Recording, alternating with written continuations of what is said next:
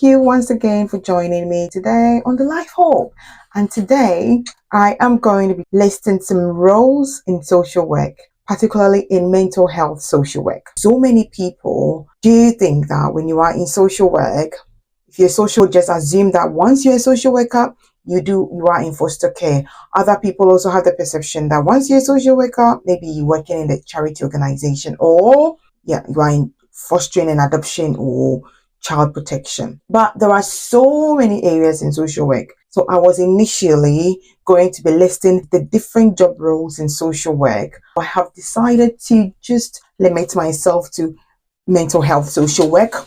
So in today's video, I'm going to be mentioning some of the roles in mental health social work. There are different roles in social work, and a lot of the times it's pertaining around people's well-being.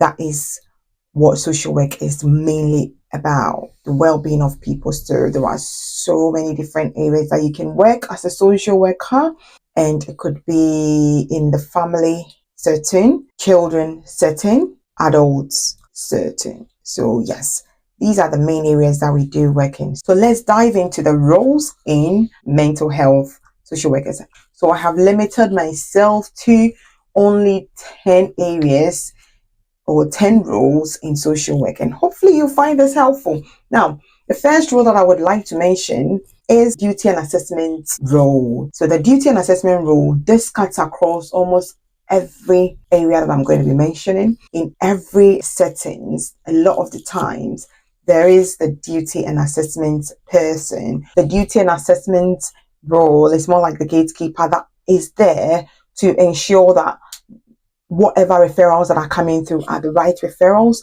If they are the right referrals, who or which unit should they go to?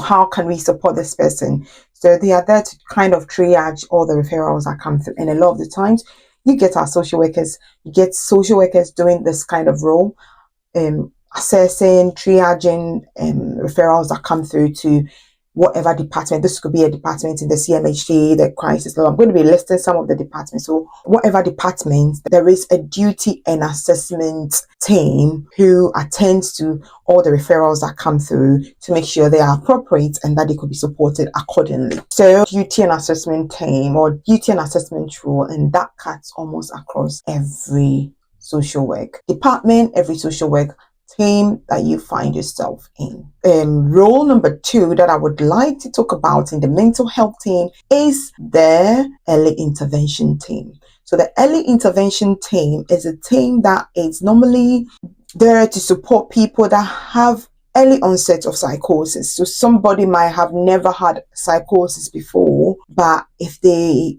experience psychotic symptoms, the first place they are referred to is the early intervention team. In this team, you will get different professionals, a multidisciplinary team. And in the multidisciplinary teams are nurses, occupational therapists, doctors, social workers.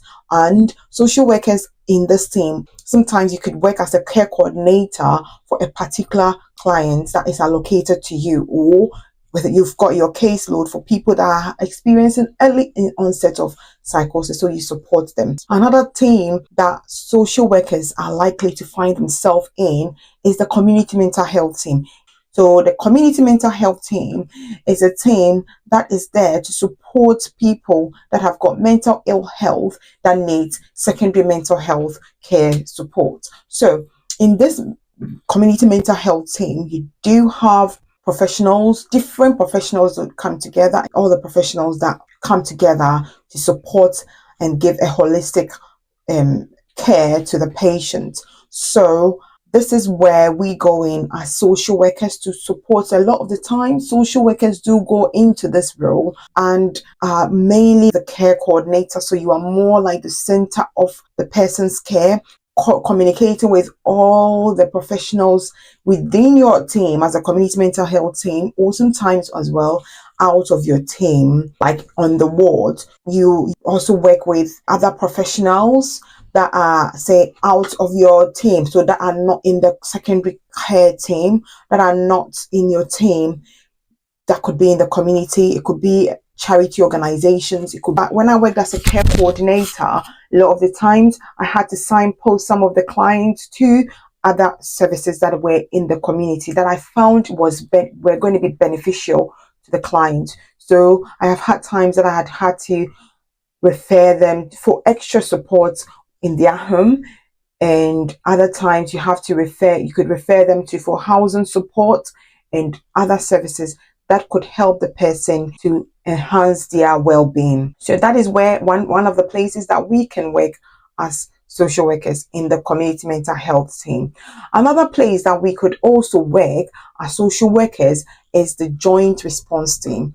The joint response team is normally just comprises with other professionals. Again, you're working with other professionals, and these professionals are a lot of the times are professionals that are there to respond. So like the police, the ambulance team. So the joint response team, so for instance, if there is crisis, if it is suspected to be a mental health, or if this person is known to be a mental health patient, they would go in with a mental health practitioner, and this could be a nurse, a social worker, or an OT, occupational therapist. So yes, this is the joint response team normally works with police and ambulance, and yes, these are some of the places that you could find yourself working as a social worker. Another place that you could find yourself working as a social worker or a mental health practitioner is the liaison team. The liaison team is based in A&E, and in the liaison team are again different professionals.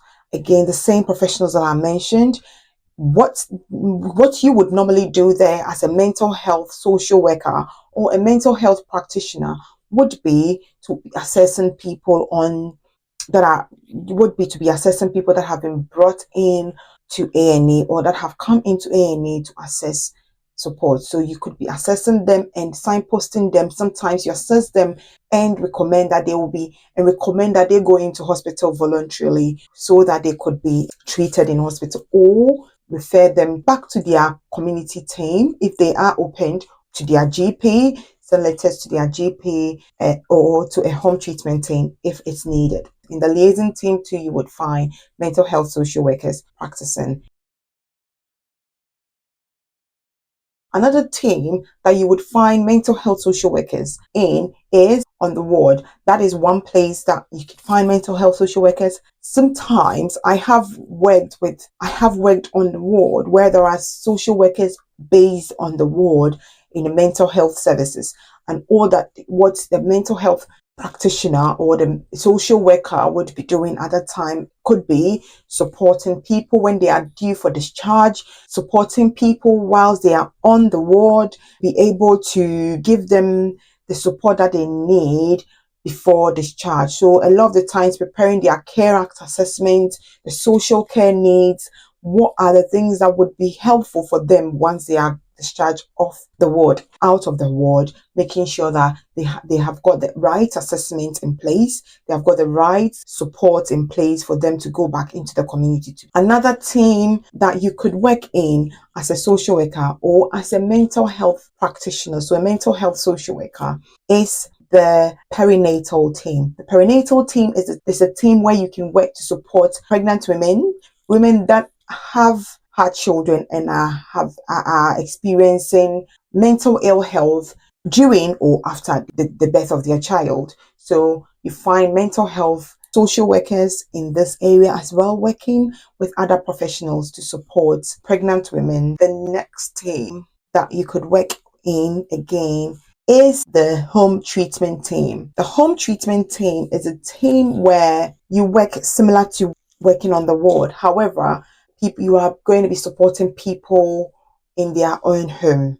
The home treatment team, again, it is a team that comprises of different professionals, and in that team you would find social workers in that team. So you would be doing all the support intervention, providing the interventions that are needed for people, risk assessments, crisis plan, and putting all the measures in place, right interventions to be able to support people in their home. Yes, you can also work in the crisis team.